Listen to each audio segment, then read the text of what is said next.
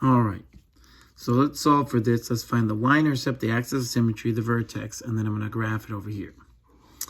So the y-intercept is going to be this right here. So boom. Done. Now let's find the axis of symmetry. We're going to use this formula, negative b over 2a. So negative b over 2a. So 3 is a, 18 is b, and 5 is c. So we're only using a and b. So it's going to be negative 18, because that's negative b, divided by 2a. So a is 3, so 2 of them would give me 6. So this is going to give me negative 3. So now I know that the axis of symmetry is negative 3. So we know that the y-intercept is 5. So 1, 2, 3, 4, 5. And we know that the axis of symmetry is negative 3. 1, 2, 3. So that means that the point of symmetry is right there. Okay, so that means whatever happens on this side is going to happen on that side. So we're going to find the vertex now. I'm going to plug negative 3 into this equation. Okay, and we're going to get an answer. So let's see where the axis of symmetry is. The vertex. So we're going to plug it in. So negative 3, we're plugging it in. And we're going to find out what the answer is. So 3, move this up a little bit. 3 to the negative 3 squared plus 18 times negative 3 plus 5. So this is going to be 9. So it's going to be positive 9 right here times 3. That's going to make 27. That's going to make negative 30, negative 24, negative 54 plus 5. 27 minus 54 is negative 27. Plus 5 is going to give us negative 22. So negative 22. So negative 3 and then negative 22. 1, 2, 3, 4, 5, 6, 7, 8, 9, 10. 1, 2, 3, 4, 5, 6, 7, 8, 9, 10. 1, 2. So right here. So now I know the bottom of the U. I know that 1, 2, 3, 1, 2, 3, 1, 2, 3, 4, 5. So then the should look something like that. Going on forever. Okay, so we found the y-intercept. We found the axis of symmetry.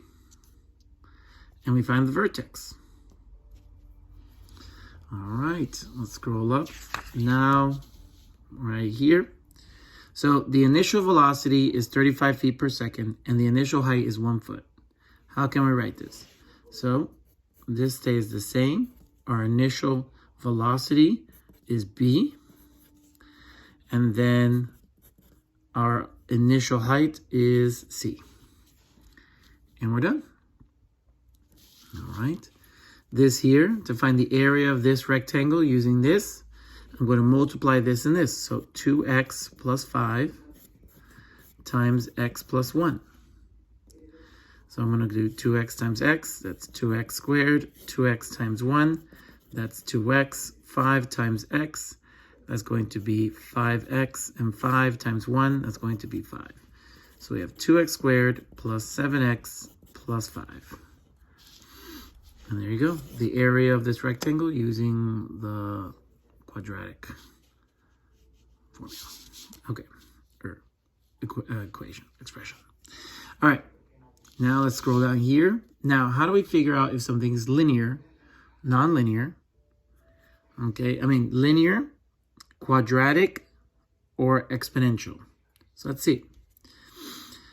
It's all going up by ones, it's all going up by ones, and it's all going up by ones. So let's move with this one first. This is going up by 2, then going up by 2, then going up by 2, and going up by 2.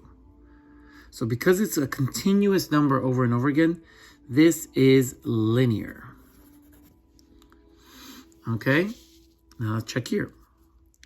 It's going up by 1, then going up by 2, then going up by 4, and then going up by 8. Okay, well, that's not the same. So let's check again.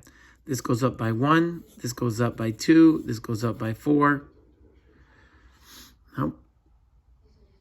It's not the same again. So now we have to check if it's not adding or it's subtracting, maybe it's multiplying. So how does a 1 get to a 2? It multiplies by 2, then it multiplies by 2, then it multiplies by 2, then it multiplies by 2, which makes this quadratic.